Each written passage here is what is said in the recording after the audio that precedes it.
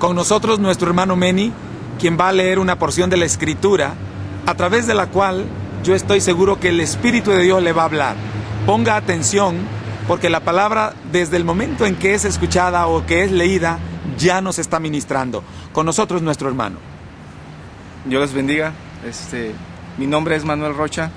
Yo voy a compartir esta porción de la Escritura en Miqueas, capítulo 7, versículo 14, donde dice así: apacienta a tu pueblo con tu cayado, el rebaño de tu heredad, que mora solo en la montaña, en campo fértil.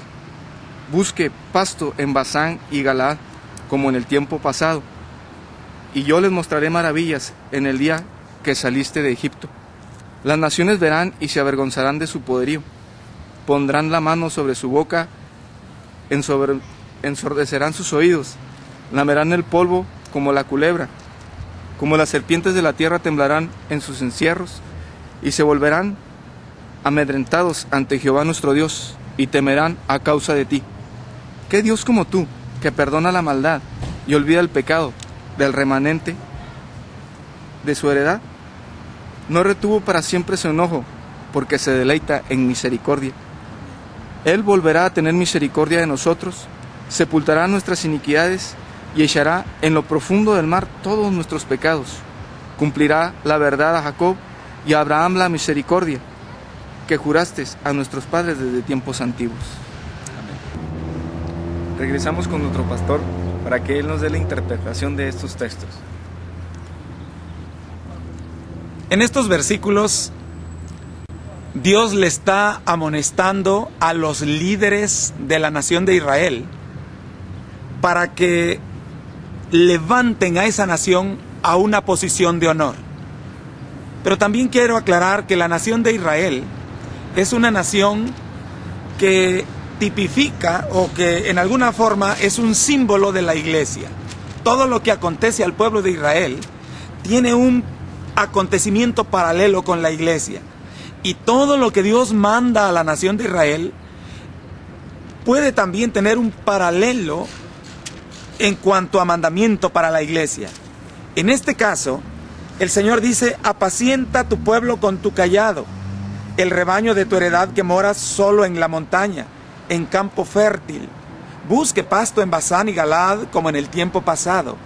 Aquí lo que el Señor está diciendo es que nosotros como ministerios tenemos la responsabilidad de guiar al pueblo a la madurez, de guiar al pueblo para que sea alimentado en la palabra. Basán y Galaad eran lugares muy fértiles donde había mucho pasto, por eso dice: busquen ahí busquen el pasto, porque ahí lo van a encontrar. En este caso, nosotros tenemos que buscar la palabra en la iglesia donde Jesucristo sea Señor, en donde Jesucristo sea quien gobierne con su autoridad. Toda iglesia donde Jesucristo sea exaltado, ahí habrá palabra y ahí habrá pasto para el pueblo que pueda edificarle, que pueda enseñarle.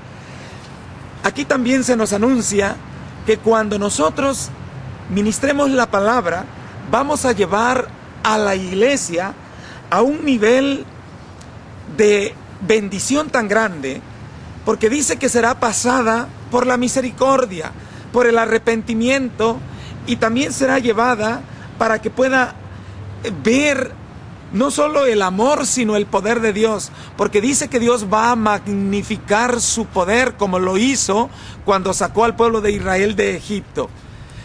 Yo quiero que esto lo entendamos, porque para este tiempo estos pasajes son proféticos. Estos pasajes son para este tiempo. La iglesia poco a poco va a ir haciendo notar su diferencia con respecto al mundo. La verdadera iglesia de Jesucristo estará recibiendo unción y poder de Dios, de tal manera que todos los que nos movamos en la autoridad de la palabra, llevaremos a la iglesia para que vea la gloria y el poder de Dios. La Biblia dice que el mundo va a tener que humillarse. La gente que no teme a Dios, que no honra a Dios, la gente que no se somete a la autoridad de Dios, las naciones, algunas naciones que no se sometan a Dios, dice que van a lamer el polvo como la culebra, como las serpientes de la tierra, temblarán en sus encierros, se volverán amedrentados ante Jehová nuestro Dios y temerán a causa de ti, esto es, a causa de la iglesia, a causa de los ministerios que nos fundamentamos en la palabra creyéndola y sabiendo que en la palabra tenemos autoridad. Aquí la Escritura nos profetiza, nos anuncia, dice que Él, o sea Dios, volverá a tener misericordia de nosotros, sepultará nuestras iniquidades, echará en lo profundo del mar nuestros pecados. Entonces dice, cumplirás la verdad a Jacob y a Abraham la misericordia. En otras palabras, las promesas que Dios hizo a Abraham, y como lo aclara el apóstol Pablo, que ahora se cumplen en la iglesia por medio de Jesucristo, son promesas que nos anuncian, por un lado, que la iglesia será levantada en poder, y por otro lado, que aquellos que resisten a Dios serán humillados. No estoy tratando ni de anunciar presagios ni cosas por el estilo. Sin embargo, sí se hará notorio cada vez más en la medida que nos acerquemos a los días finales que el respaldo de Dios será manifiesto. Será bien notorio cómo la gloria de Dios respaldará al pueblo de Dios con señales, con prodigios, con milagros. Verdaderamente donde esté actuando la iglesia y que la iglesia esté sostenida en la palabra, ahí estaremos viendo el poder de Dios, estaremos viendo la gloria de Dios, estaremos viendo milagros evidentes, enfermos sanando, muertos resucitando, estaremos viendo gente que ha sido postrada por el pecado, restaurada, drogadictos transformados, adúlteros dejando su pecado, matrimonios que estaban destruidos volviendo a unirse, hijos que eran rebeldes ahora sujetos a sus padres. Estaremos viendo cómo por lo mismo los gobiernos tendrán que venir y reconocer que la iglesia tiene algo que ellos no pueden hacer, y cuando nosotros vivamos la palabra, cuando la apliquemos, entonces las naciones vendrán, dice la Escritura, y buscarán al pueblo de Dios, porque reconocerán que Dios está con nosotros y que con Dios haremos proezas. Pronto, y ya lo estaremos viendo, cómo las naciones estarán siendo tocadas por el poder de la palabra. Dios hará su obra partiendo con el vecino, con la colonia, con nuestra ciudad, y más adelante alcanzará a la nación entera.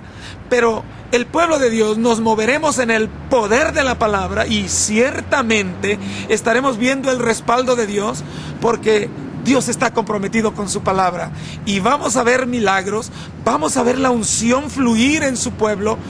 Tú que me estás viendo, si le crees a la palabra, si le crees a Dios, vas a tener el respaldo de Dios, porque Dios está comprometido con su palabra. Si tú le crees a Dios y simplemente aplicas la palabra, tú verás cómo Dios te va a respaldar. Ponte a cuentas con Dios, porque aquí se nos da un principio que es la base para que la palabra pueda fluir con poder a través de nosotros. El Señor dice que primero nos va a limpiar de nuestras iniquidades, pero después dice que también nos va a limpiar de nuestros pecados. Algunos han confundido la palabra iniquidad con la palabra pecado. Aunque ambas se relacionan, no es lo mismo. Pecado es rebelión, es infracción de la ley, es simplemente desobediencia a Dios. La palabra iniquidad se refiere a maldad. Iniquidad y maldad son sinónimos, y la iniquidad viene siendo la esencia o aquella naturaleza que lleva a la gente a pecar. Iniquidad es algo que lamentablemente se hereda, porque la naturaleza de pecado se hereda. La Biblia dice que la heredamos de Adán. De Adán heredamos esa naturaleza caída que no tiene que ver más que con iniquidad. Y hay por lo mismo familias cuya iniquidad está a un extremo mucho mayor que con otras familias. Podemos ver familias que lamentablemente se caracterizan por ser adúlteros, familias que se caracterizan por ser asesinos, familias que dice uno, pero qué familia tan mala, son ladrones, y en algunos una mezcla de pecados, familias en donde se caracterizan por ser extorsionadores, pero por otro lado hay familias que aún sin conocer a Dios todavía, son familias en donde gracias a Dios no hay mucha iniquidad, y dice uno, qué bonita familia, pero qué mejor que en Cristo seamos libres de la iniquidad. Y la iniquidad hay que confesarla, hay que renunciar a ella, hay que pedir a Dios perdón por la iniquidad. El pecado es personal, pero la iniquidad es familiar. Por eso Daniel oraba no solo por el pecado que había cometido él, sino que también oraba por el pecado de sus padres y por el pecado del pueblo, pidiendo a Dios que los perdonara de esos pecados que en realidad eran pecados de iniquidad, porque Daniel no era responsable del pecado de sus abuelos, ni del pecado de sus tíos, ni del pecado de la nación, porque si alguien caminaba en justicia en el tiempo de Daniel, por ejemplo, era él, y sin embargo, él cuando oraba decía, hemos pecado, hemos hecho impíamente, Señor, perdónanos, no te acuerdes más de nuestro pecado. Y cuando él reconoce el pecado de su pueblo, eso es iniquidad. Por eso les decía que pecado e iniquidad se relacionan, pero el pecado es personal, pero cuando ya hablamos del pecado de grupo, del pecado de familia, del pecado de nación, en realidad ya es iniquidad. Iniquidad es aquello que nos lleva a hacer lo que no es la voluntad de Dios. Y decía, pecado es rebelión, iniquidad es sinónimo de maldad, y en este caso yo quiero que entendamos que para que la iglesia sea llevada a un nivel de gloria, la iglesia primero tiene que ser limpia de iniquidad, tiene que ser limpia de pecado. Nosotros es necesario que confesemos nuestro pecado a Dios, porque el pecado que Dios perdona es aquel que se confiesa. La Escritura dice que si confesamos nuestros pecados, Él es fiel y justo para perdonarnos de nuestros pecados y para limpiarnos de toda maldad. Así que tú, como parte de la iglesia que me estás escuchando y que has invitado a Jesucristo como Señor, ¿quieres que la gloria de Dios se manifieste en tu vida o en tu congregación? Este es el momento de que pidas a Dios misericordia por tu maldad y por la maldad de tu familia y por la maldad de tu nación y por la maldad de tu ciudad, pero también ponte a cuentas a título personal, porque los pecados que has cometido de manera personal, eso solo tú tienes que ponerlos delante de Dios pidiendo perdón para que el Señor te los perdone. Y es entonces cuando la misericordia que se le anunció a Abraham, cuando la gracia que se le anunció a Jacob vendrá sobre nosotros, porque como dice la palabra, esa promesa en Cristo es para nosotros.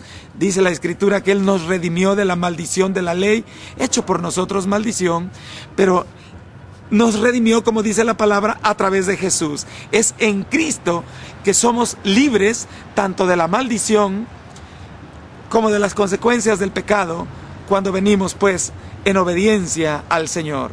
Así que estos versículos eso quieren decir, que el Señor levantará la iglesia a un